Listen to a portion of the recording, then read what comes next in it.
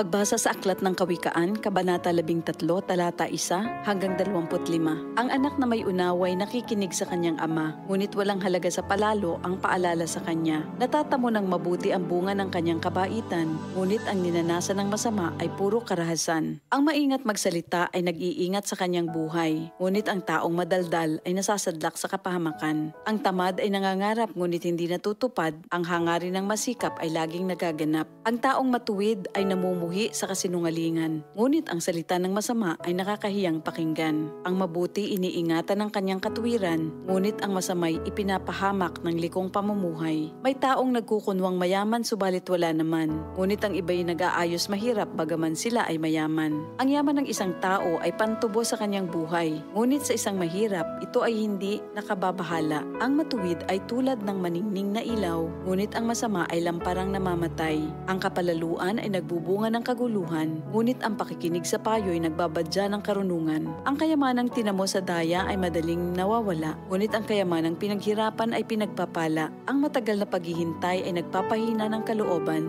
ngunit ang pangarap na natupad ay may dulot na kasiyahan. Ang nagwawalang bahala sa payo ay hahantong sa sariling kapahamakan, ngunit ang nagpapahalaga sa utos ay gagantimpalaan. Ang mga turo ng matalino ay bukal ng buhay. Ito ay maglalayo sa bitag ng kamatayan. Ang katalinuhan ay umaani ng paggalang, ngunit ang kataksilan ay naghahatid sa kapahamakan. Ang katalinuhan ng isang tao ay nakikita sa kanyang gawa. Sa kilos ay nakikilala ang taong walang unawa. Ang masamang tagapagbalita ay lumilikha ng kaguluhan, ngunit ang mabuting tagapamagitan ay lumulutas ng alitan. Kahihiyan ng kasasadlakan ng hindi nakikinig sa saway, ngunit ang tumatanggap ng payo ay mag-aani ng karangalan. Ang pangarap na natupad ay may dulot na ligaya, ngunit ayaw iwan ng masama ang kasamaan niya. Ang nakikisama sa may unawa ay magiging matalino, ngunit ang kasama ng mangmang ay masusuong sa gulo. Ang hinaharap ng masama ay kahirapan sa buhay, ngunit sagana ang pagpapalang sa matuwid ay naghihintay.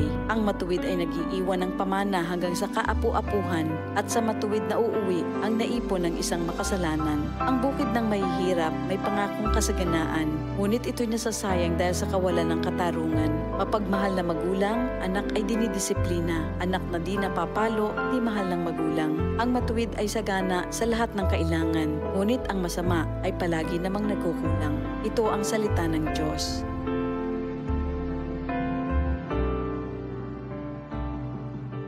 Alam nyo ba na mas na-enjoy ko na ang paglalaba ngayon kasi diba ang sakit sa kamay maglaba, lalo kung kusot ka ng kusot dahil sa mga mensya, tapos magiging dry pa ang kamay mo, minsan nga nagiging flaky or magkakaroon ng cracks. Ayoko talaga kapag ganun.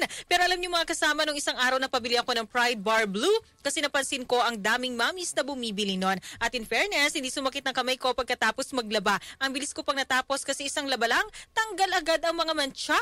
Kaya naman mga kasama, lalo na sa mommies na nakikinig, kung hindi nyo pa nasusubukan ng Pride Bar Blue, oras na para bumili. Dahil sa Pride Bar Blue, isang laba lang, tanggal man siya agad, di pa masakit sa kamay. Sa Paskong DCXL, regalo mo ay makakarating. Makinig sa DCXL News 558 RMN Manila at i-follow kami sa Facebook, YouTube at TikTok. Kapag nahuli kayo ng aming mga radyoman, may bigas, merch items at cash. Agad-agad na matatanggap. Sa Paskong DCXL, regalo mo ay makakarating. Pamaskong handog ng DCXL News 558 RMN Manila.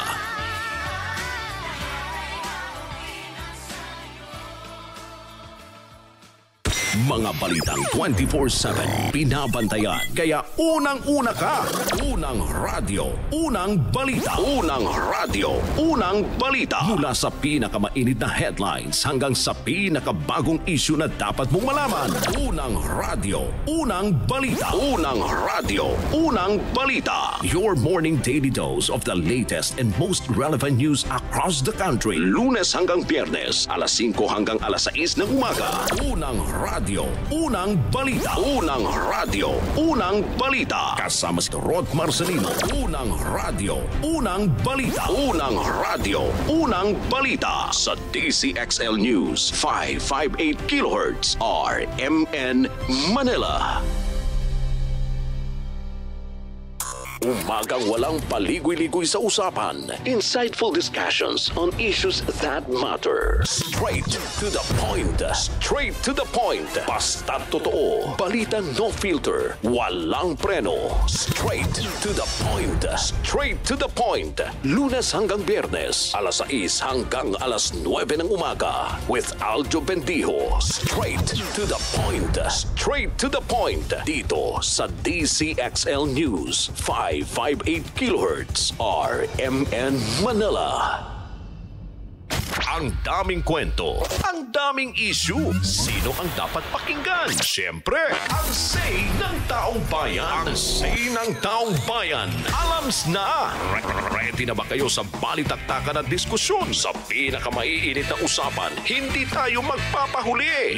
Lahat ng anggulo, pag-uusapan, pakikinggan. Kasama ang mga eksperto at personalidad. Sa loobin ng masa, bawat panig papansinin. Kaya kung gusto mong marinig at maramdaman ang pulso ng bayan, samahan nyo kami sa usapan. Ang say ng taong bayan. Ang say ng taong bayan. Alams na. Lunes hanggang Biyernes, alas 9 hanggang alas 10:30 ng umaga. Kasama sina Angel Garcia at Sander Kayabyab. Dito sa DCXL News 558 kHz RMN Manila.